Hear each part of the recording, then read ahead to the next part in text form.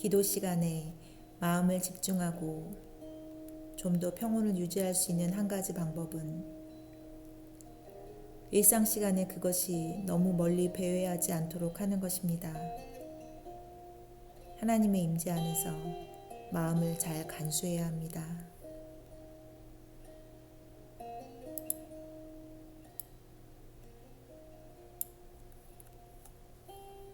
많은 책들에서 하나님께 가는 다양한 방법들과 영적인 삶을 위한 다양한 실천들을 찾아보았지만 나는 그것이 내가 추구하는 것을 돕기보다는 오히려 나를 당혹스럽게 할 뿐이라고 생각했습니다.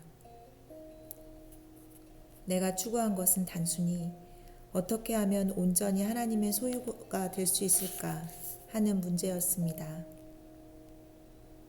그 갈망은 나로 하여금 모든 것 되시는 분을 위해 모든 것을 드리고자 결심하게 만들었습니다. 그래서 나 자신을 온전히 하나님께 드렸습니다. 그런 다음 나는 할 수 있는 한 나의 모든 죄들을 속죄하려고 또 하나님을 사랑하려고 그분 외의 모든 것을 단념하였습니다. 그리고 세상과 그분과 나 외에는 아무것도 없는 것처럼 여기며 살기 시작했습니다. 때때로 나는 그분 앞에서 나 자신을 마치 심판대 아래에 있는 한 가련한 범죄자로 인식했습니다. 또 어떤 때에는 그분을 내 마음속에서 내 아버지, 내 하나님으로 바라보았습니다. 나는 가능한 한 자주 그분께 경배했고 그분의 거룩한 임재 안에서 내 마음을 지켰습니다. 그리고 내 마음이 그분에게서 멀어져 배회하는 것을 발견할 때마다 그분의 임재를 다시 떠올렸습니다. 이 훈련에는 적지 않은 고통이 있음을 알았습니다. 하지만 나는 멈추지 않고 지속했습니다. 발생하는 모든 어려움들을 무릅쓰고 본의 아니게 내 마음이 빗나갈 때에도 스스로를 괴롭히거나 조바심을 치지는 않았습니다. 나는 이 훈련을 내 일로 삼았고 마치 하루 전체가 정해진 기도 시간인 것처럼 여겼습니다. 때마다 매 시간, 매 분, 심지어 한창 일에 열중할 때에도 내 머릿속에서 하나님에 대한 생각을 방해하는 모든 것을 쫓아냈습니다. 그것은 내가 신앙생활로 들어선 이래로 줄곧 지속된 일상의 훈련이었습니다. 비록 그런 훈련이 매우 불완전했지만 나는 거기에 큰 유익이 있음을 발견했습니다. 이런 일들은 순전히 하나님의 긍휼과 인자하신 탓으로 돌려야 하는 것임을 나는 잘 알고 있습니다. 왜냐하면 그분을 떠나서는 우리가 아무것도 할 수 없기 때문입니다. 나는 여전히 어느 누구보다 작은 자입니다. 하지만 우리가 그분의 거룩한 임재 속에 신실하게 거하고 그분을 항상 우리 앞에 모시기만 한다면 우리는 적어도 의도적으로 그분을 노엽게 하거나 불쾌하게 만드는 어떤 일도 하지 않게 될 것입니다.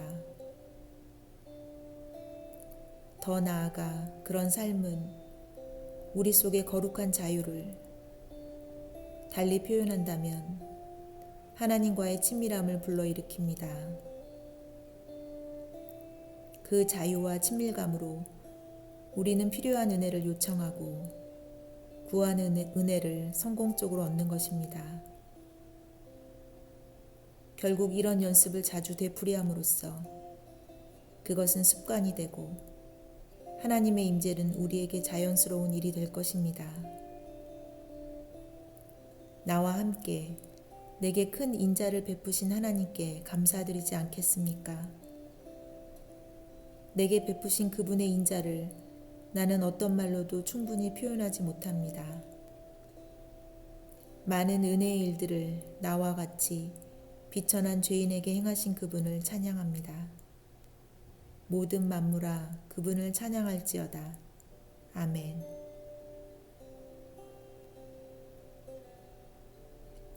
로렌스 형제는 하나님의 임재를 이렇게 훈련하였고 기도 중에 생각이 흩어지는 문제에 대해 다음과 같이 말하고 있습니다.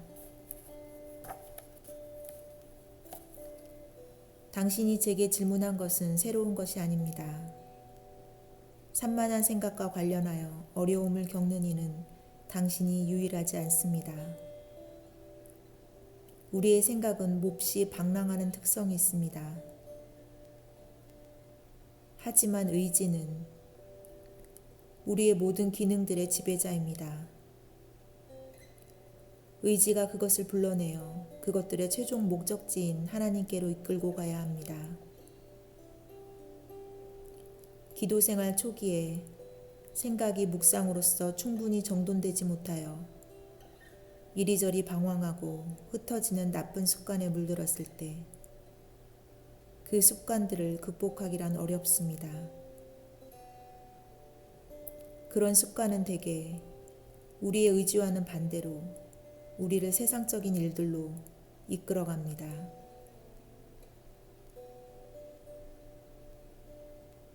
나는 이에 대해 한 가지 치유책이 있다고 믿는데 그것은 우리의 잘못들을 자백하고 우리 자신을 하나님 앞에 겸손히 낮추는 것입니다. 기도에서 많은 말을 쏟아내라고 조언하지 않겠습니다.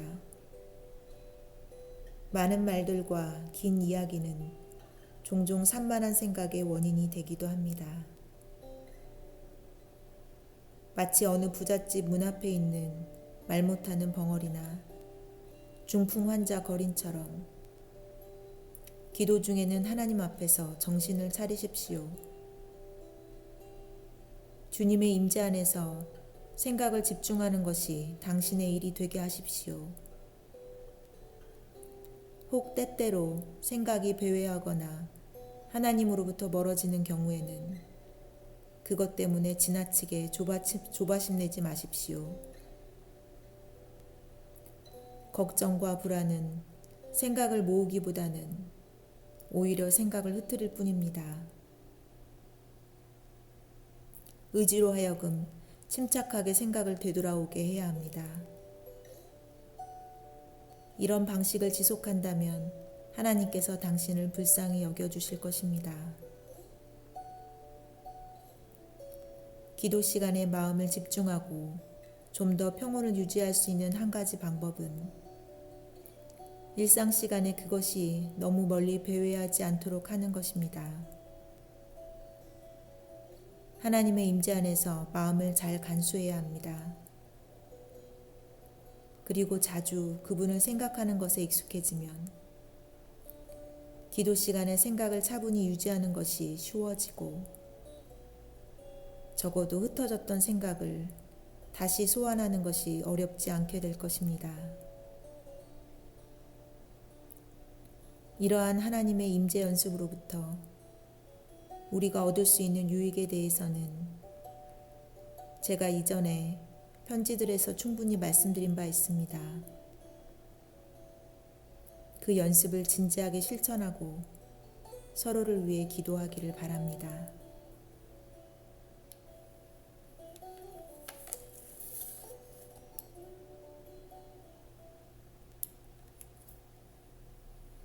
주일에 예배를 드리는데 마음이 하나님께 모아지지 않을 때가 있습니다. 그럴 때에는 주로 그 전날의 마음으로 예배를 준비하지 못했기 때문입니다.